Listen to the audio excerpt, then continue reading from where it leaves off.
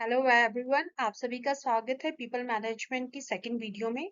इस वीडियो में हम डिस्कस करेंगे पीपल मैनेजमेंट का नेचर या फिर फीचर जिसे हम बोलते हैं उसे डिटेल में। पीपल मैनेजमेंट का नेचर या फीचर याद रखने का एक सिंपल सा फॉर्मूला मैं आप लोगों के साथ यहाँ पे शेयर कर रही हूँ। अगर हम शॉर्ट फॉर्म में उस फॉर्मूले की बात करें तो वो है AC4PBU। और अगर हम इसे किसी एक सेंटेंस के थ्रू लर्न करने की कोशिश करें तो हम इसको एक्सपेंड कर सकते हैं। All people bring cat cow chair and camel from your home. जो ये हमारा फॉर्मूला है AC4PBU, इसके अंडर जो ए है वो स्टैंड करता है एम्स एट एम्प्लॉय वेलबींग।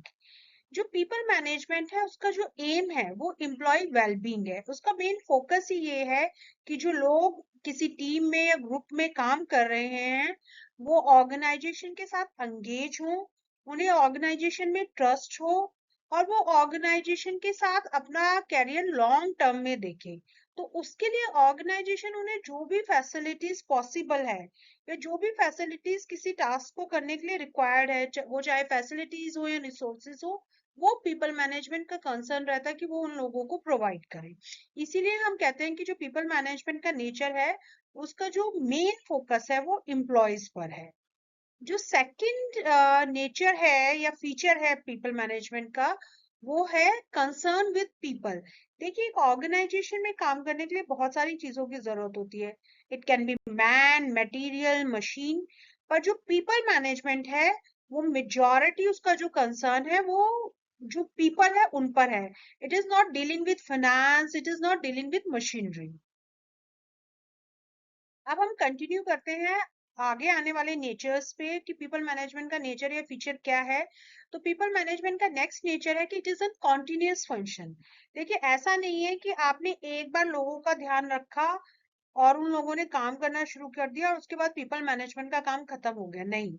जैसे जैसे नए प्रोजेक्ट्स आएंगे, नई टीम्स बनेगी, आप उन नए लोगों को हायर करेंगे, उन्हें ट्रेन करेंगे, मोटिवेट करेंगे, उन्हें नेसेसरी रिसोर्सेज प्रोवाइड करेंगे। तो एक ऑन गोइंग प्रोसेस है। जैसे ऑर्गेनाइजेशन का काम लगातार चलता रहेगा, नई टीम्स बनती रहेंगी, नए प्रोजेक्ट्स चलते रहेंगे, उसी तरह से पीपल मैनेजमेंट का काम भी लगातार चलने वाला है। दैट्स व्हाई वी से it is an continuous function. Next जो इसका नेचर है, it is concern with personal policies. जो पीपल मैनेजमेंट है वो पर्सनल पॉलिसीज जो है उनके साथ ही अलाइन होकर चलता है। सपोज कीजिए कि कंपनसेशन पॉलिसीज जो कंपनी की हैं या वेलफेयर पॉलिसीज जो है एम्प्लॉयज को लेकर, पीपल मैनेजमेंट उसी के अंडर रहकर काम कर सकता है। ऐसा नहीं है कि पीपल मैनेजमेंट अपनी पॉलिसीज अलग से बनाएगा। नेक्स्ट जो फीचर है पीपल मैनेजमेंट का, it create cordial environment.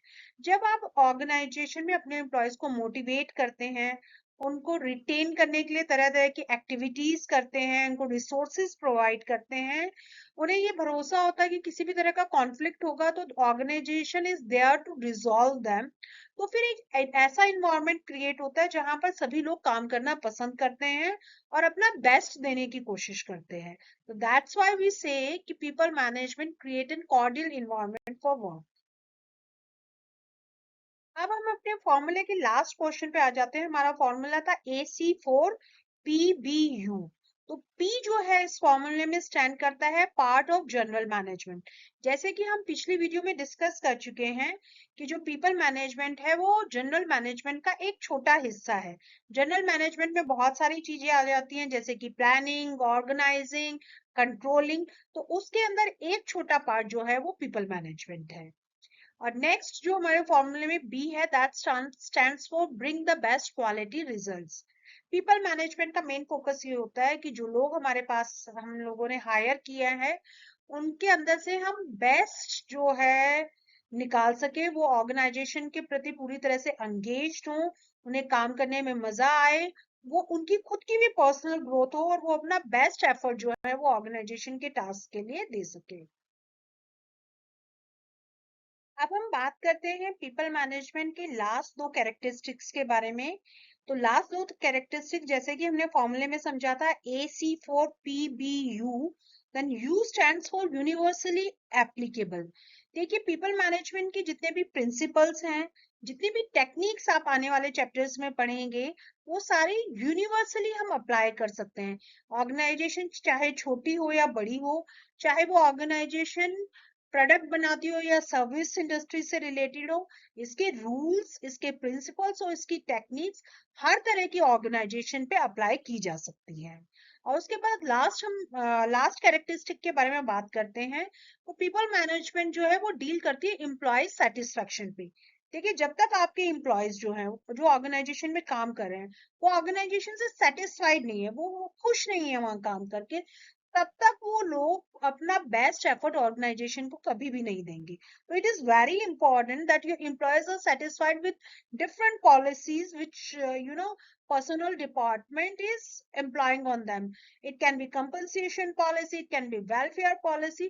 So until unless they are not happy with the organization, they will not able to give their best effort. So people management is concerned with the employee satisfaction.